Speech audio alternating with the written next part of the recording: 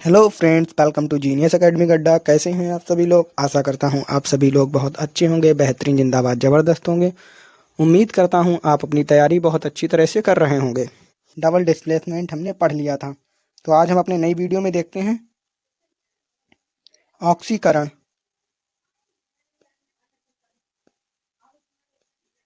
नई वीडियो में हम देखते हैं ऑक्सीकरण। क्या होता है ऑक्सीकरण? चलिए आज की इस वीडियो में देखते हैं। वह रासायनिक अभिक्रिया जिसमें ऑक्सीजन की वृद्धि अथवा हाइड्रोजन का ह्रास होता है उसे ऑक्सीकरण अभिक्रिया कहते हैं। अभिक्रिया मान लो या ऑक्सीकरण मान लीजिए, बात एक ही है।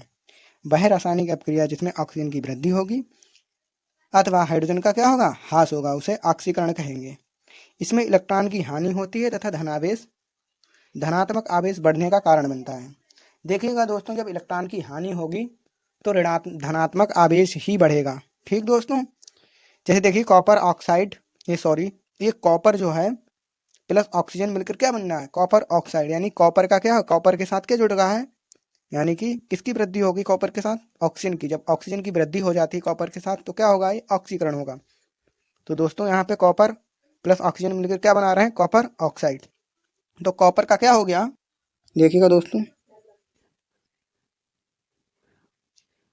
ये जो कॉपर का क्या बन गया,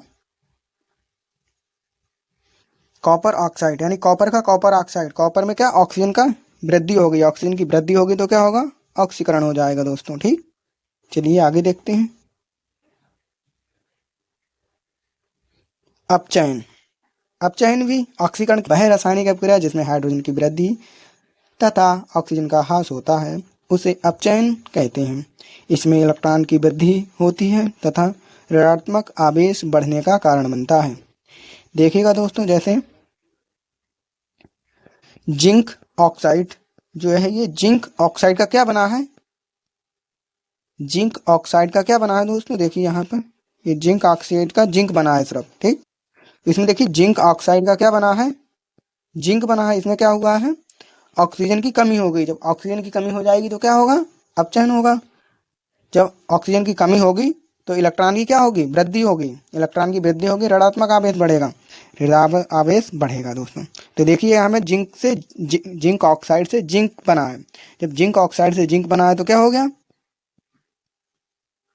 अपचयन। यहाँ पर देखिएगा दूसरा, कार्बन से कार्बन ऑक्साइड बना, तो यहाँ पे कार्बन का क्या हो रहा है, कार्बन का जो हो रहा है ऑक्सीकरण हो रहा है।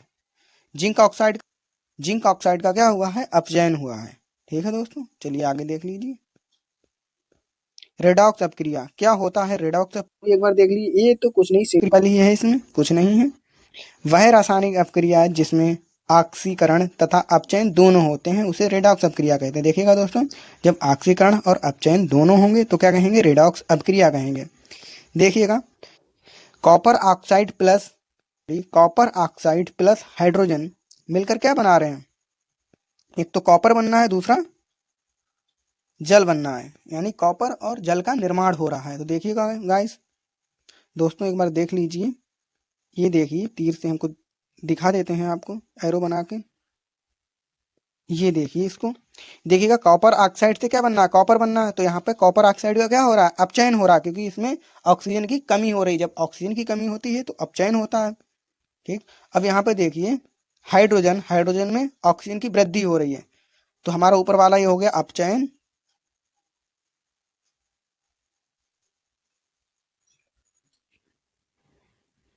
सॉरी, देख लीजिए ये यहाँ पे और इसको यहाँ पे।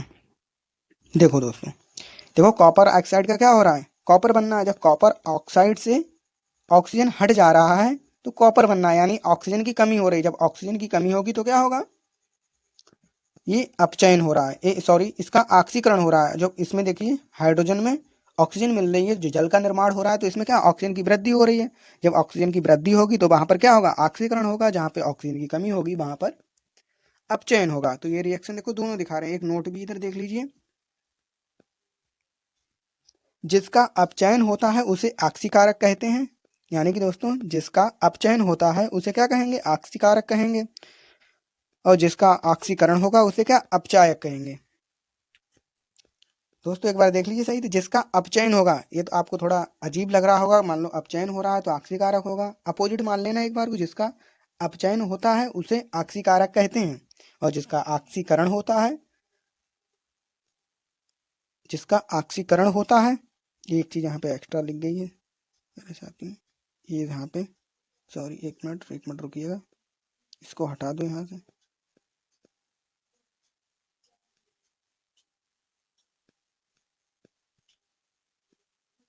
यहाँ पे एक्स्ट्रा लिखी हुई है, जिसका ऑक्सीकरण होता है उसे अपचायक कहते हैं।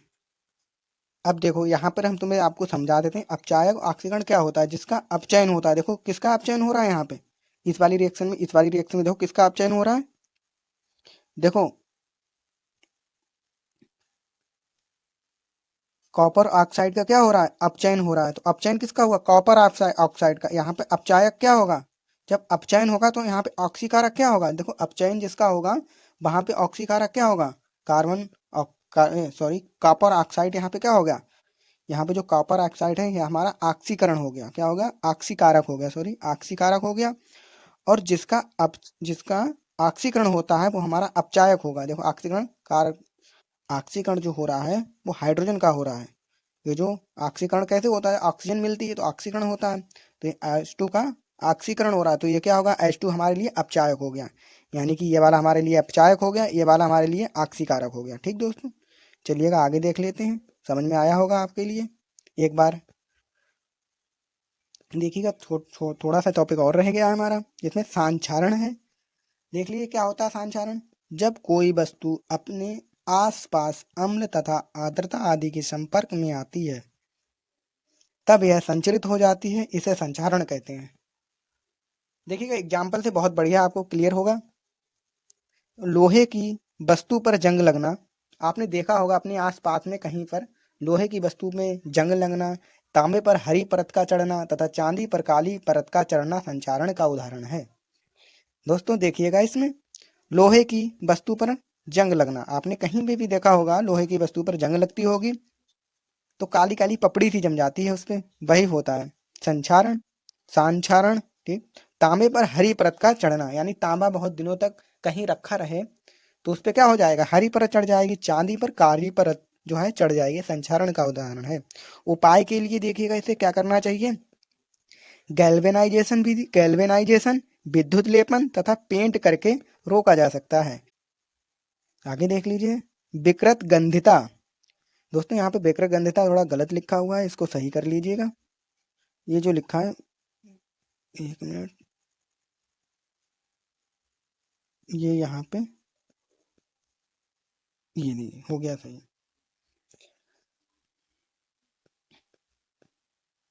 वसा युक्त तथा तैलीय खाद्य सामग्री लंबे समय तक रखने पर खराब हो जाती है, उसके स्वाद और गंध में परिवर्तन हो जाता है, इसे विकृत गंधिता कहते हैं। दोस्तों आपने देखा होगा कोई चीज अगर रखी रहती है ज्यादा दिनों तक तो क्या होती है, वो खराब हो जाती है, सड़ने लगती है, गलने लगती है, उसी को बोलते हैं विकृत गंधिता। उपाय है इसके, देखिए शीतलन द्वारा, यानी कोई ठंडी जगह पे रखना चाहिए, प्रति ऑक्सीकरण का उपयोग करें, वायुरोधी बर्तन में खाद्य सामग्री रखें, वायु के स्थान पर नाइट्रोजन गैस द्वारा।